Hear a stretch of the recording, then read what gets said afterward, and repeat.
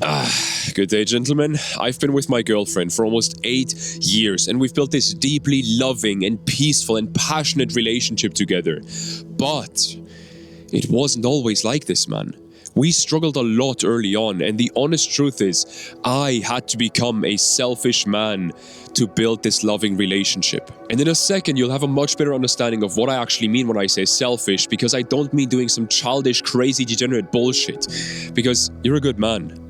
I know it. You have a good heart, and I'm the same way. And I want to help you actually use your big heart in an effective way. Because you've likely already experienced how always trying to be selfless and prioritizing her and maybe even putting her on a pedestal doesn't actually help you build the relationship that you want. But at the same time, you also don't want to be this tyrannical man, this jerk, because that's just not you. And brother, I was stuck in this exact same situation around 6 years ago with my girlfriend. And today, I want to share 4 of the most life-changing lessons that I had to learn, brutally honest, no bullshit lessons that actually helped me build the relationship I truly want. We'll get right into this as always. Lesson number 1 is that selfish people are more trustworthy than selfless people, and trust is the key ingredient to build a loving relationship. But why are selfish people more trustworthy? Well, there's 2 very important reasons. Number 1, being selfish has a certain level of risk attached to it. And the fucking rescue helicopter is starting, like in every video recently. Again, I don't know if you can hear it, but anyway, it has a certain level of risk attached to it. Simply put, if she wants you to do something, but you don't want to do it and you tell her that you don't want to do it, you risk getting into an argument. You risk her being upset, all that stuff. And as humans, we know that nobody would take this risk if it wasn't actually worth it. And so we instinctually trust someone who stands up for themselves more than someone who always tries to please everyone, because we know that this people pleaser is just acting from fear. And trust me, your woman knows you well enough to see whether you're making this decision because you want to or because you want to avoid conflict with her. And the second reason for why we trust selfish people more than selfless people is because unless you're Buddha or Jesus or Krishna, you're not actually selfless.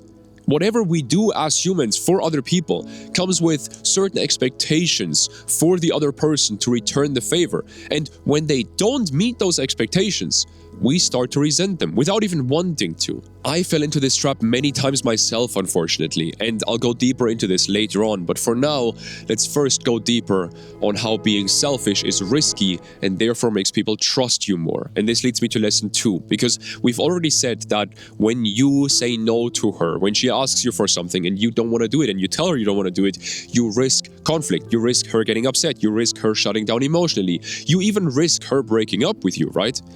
Well, funnily enough, if you're with a woman who's actually good for you, the exact opposite will happen. She will trust you and love you more. Let me explain. Look, I was terrified of saying no to her because I didn't want to lose her. But after our honeymoon phase, where everything was so lovey-dovey, our relationship grew more and more shaky and unstable. And so my fear of losing her just went bigger, grew bigger and bigger. But then pretty quickly another problem started. The relationship was holding me back from building the business that I was building at the time. I had really big goals and I wanted to just honestly work all day on this business. But she wanted to spend a lot of time with me and I didn't want to upset her, so I did spend that time with her because I was scared of conflict. But pretty quickly, the business stagnated, and also it seemed like she didn't even enjoy the time we spent together. So one day I mustered up the courage to actually tell her that I'd rather spend my time working in my business than with her right now. And while I was preparing for conflict and bracing for impact, she just said, okay, yeah, sure, have fun. I was like, what? She doesn't mind at all? What the fuck? And then funnily enough, the next day when we did spend time together, she funnily enough enjoyed that time way more, and she told me how much she enjoys that time, and she was so loving and simply trusted me more. And now looking back, if you actually look at what I did, this makes complete sense. Because all I did was I was honest. I showed integrity. And so of course that makes her feel more emotionally safe around me and makes her more open and more loving towards me. I've said this before and I'll say it again because so many men have still not understood this. If you don't say no to her when you want to say no, she will lose trust in your yes. And this ties into a much bigger principle. If you don't do what you want to do, she will see that, and she will see that you're not living with integrity, and she will lose trust in you as a person. And of course, there are women, not just women, people in general, who don't like when you disagree with them. And this is why, like I said, this only works when you're with a woman who's actually good for you. But what's the other option? Because if you get into a relationship with a woman by hiding who you truly are, man, you are in for some real existential pain later on. Because she doesn't even know who you are. The man she fell in love with doesn't even exist, and you will not be able to receive any of her love because her love isn't even meant for you. It's meant for the mask that you've put on. But anyway, the reason my girl said that she enjoyed that time that we spent together on that day that I mentioned earlier is because I was actually fully there. Because up to this point, I would spend time with her even though I hadn't finished my work yet. And so I would be with her physically, we'd be in the same location, but mentally and emotionally, I'd still be in the office. I would still be thinking about the work that I hadn't done yet. And so I wouldn't actually be there for her and there with her fully. And of course she doesn't feel fulfilled by that. Of course she feels disconnected. And that's why she continued to ask for more time, even though we already spent so much time together, because that time that we spent together wasn't actually fulfilling for her, for good reason. Brother, the simple truth is you need to be honest about what's important to you, despite how she might react. And that takes a certain level of courage, but she will see that courage. And a good woman will trust you more because of it, because she can see that you're staying true to yourself, despite possible negative consequences. I'm not saying she will always like your decisions, but she will understand that if you're willing to take this risk, that means that this is actually important to you. And quick side note, when you stand up for yourself, she will also naturally understand that you will stand up for her as well. And that will grow her trust in you even more. Now, I want to spend the rest of this episode going deeper and deeper into this so that you fully understand this and so that you can actually build this loving relationship that you actually want. And that leads me to lesson number 3, which is the purpose of this so-called selfishness.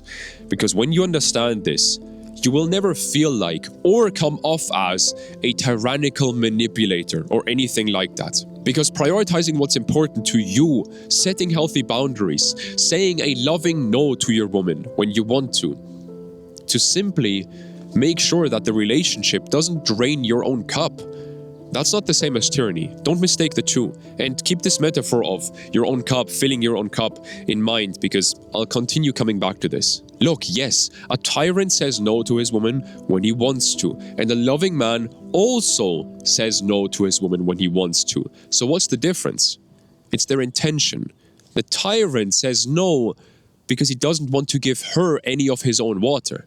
The loving man says no because he wants to fill his own cup to the point where it overflows and it's easy for him to give water to the people around him that he loves. A loving man simply understands that if he lets people drain his cup, he will not be able to be there for them when they need him.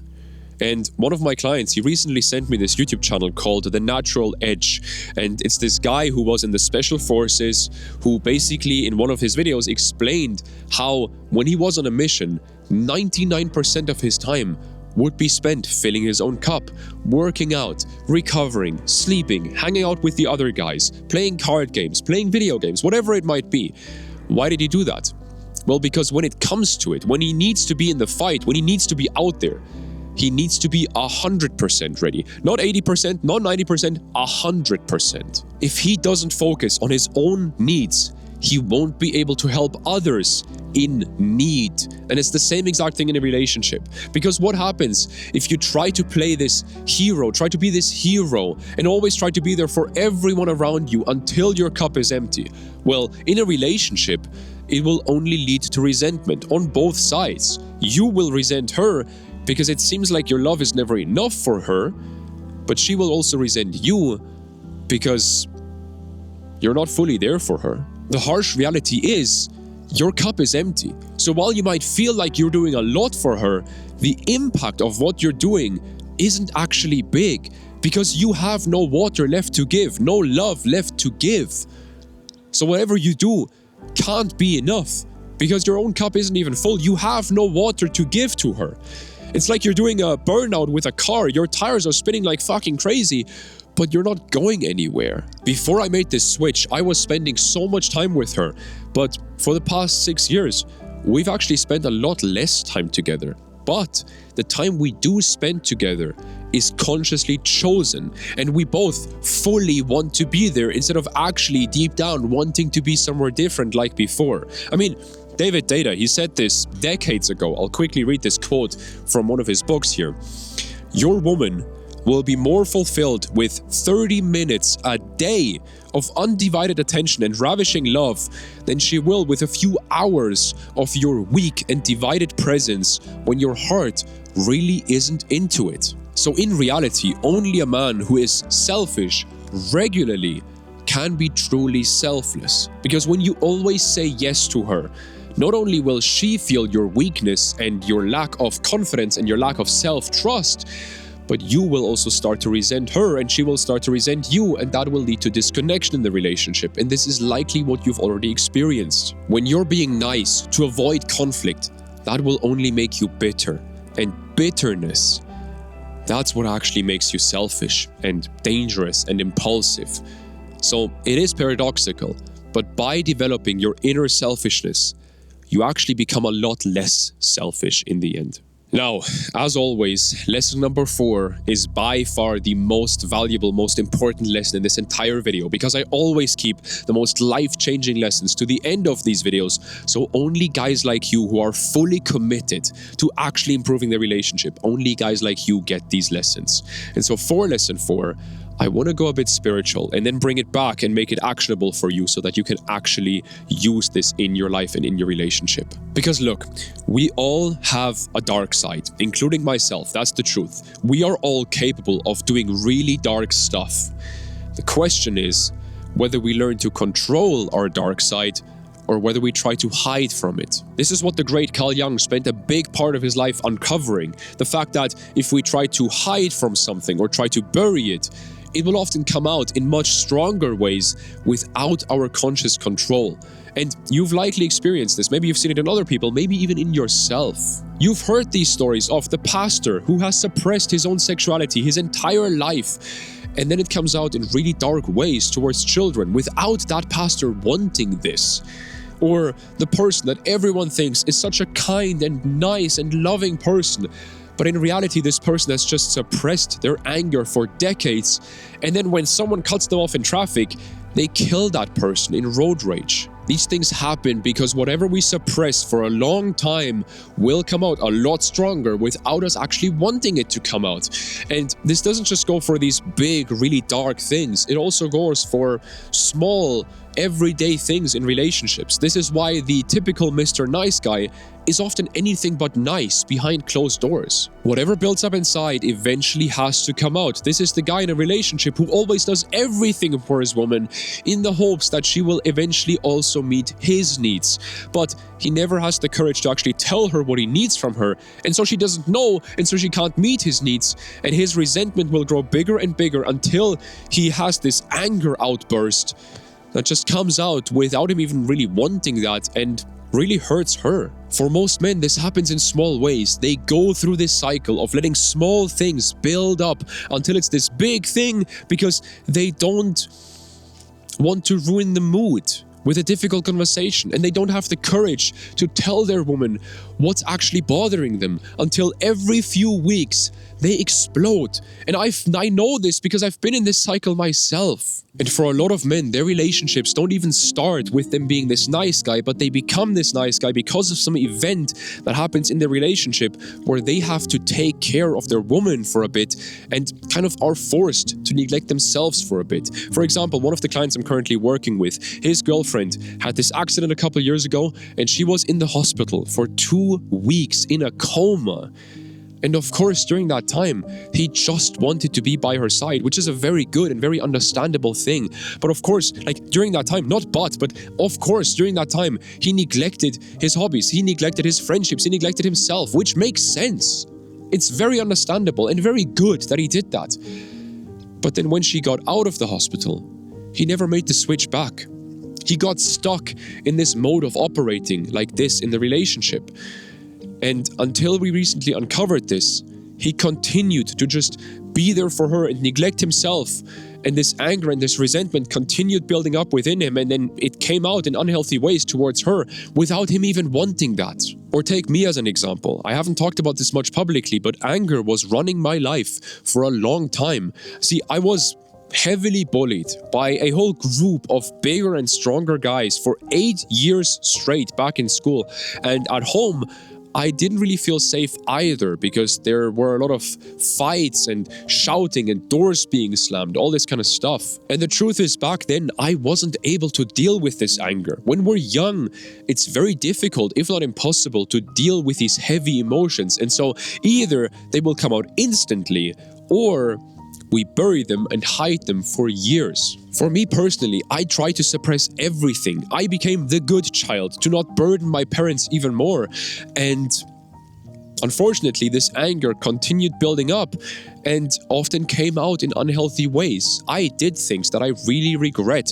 Thankfully, never anything really bad, but I certainly had moments where I wanted to do really bad stuff. So when I became old enough to actually handle these emotions, I thankfully started tackling this. And I made progress quickly, but this was anything but easy. For example, a couple of years ago, probably 4 years ago, I think, I had this one kind of guided inner work session where I uncovered this side of myself that was just filled with rage. It just had this lust for revenge towards the people who had hurt me. And when I saw that part, I was scared at first, man. I was like, what? That is not me. Like, what the fuck, dude? I'm a very warm and loving person. That's not me. But when I learned, okay, no, this part is something that is within me, and I can integrate this and I can understand this more, that actually helped me a lot to actually be the person that I truly want to be the man, this kind, loving, warm man who is able to set boundaries, not from anger, not from resentment, but from a healthy place.